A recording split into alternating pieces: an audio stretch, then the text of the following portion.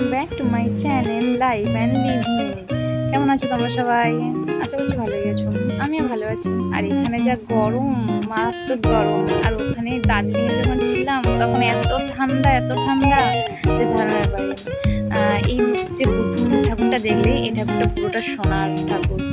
আর আমরা এগুলো ঘোরাচ্ছিলাম। আর এটা হচ্ছে বুদ্ধ মন্দির, যে বড় মন্দিরটা দেখালো প্রথমেই, এই মন্দিরটা হচ্ছে বুদ্ধ মন্দির। আর এখানে একটা বুদ্ধ ঠাকুর বসে রয়েছে।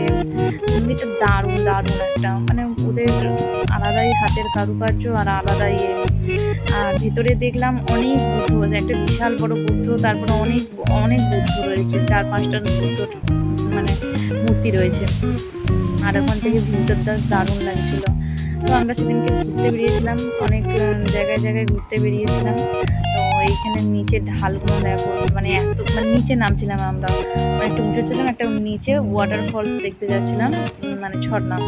তো ওইখানটা মানে রাস্তাটা এতটাই মানে ওরা ড্রাইভাররা ওদের মানে চালিয়ে অভ্যেস হয়ে গেছে। তো আমরা তো মানে বিশাল ভয় পাচ্ছিলাম, মানে এত ধার দিয়ে যাচ্ছিল পাহাড়ের, মানে ভয় লাগছিল যে আমরা যদি বাই চান্স কিছু যদি হয়, মানে আমরা যদি পড়ে কোথায় যাব, মানে কিছু খুঁজে পাওয়া যাবে না, এতটাই মানে ঢাল ছিল।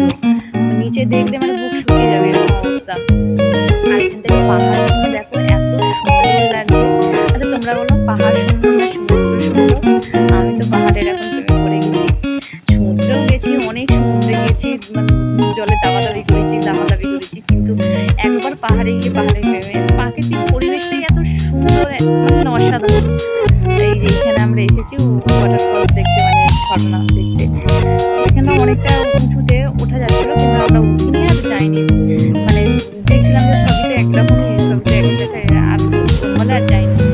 দারুণ লাগছিল, জাস্ট দারুণ। আর যারা প্রকৃতিপ্রেমী তাদের তো ভীষণ ভালো লাগছে, ভীষণ।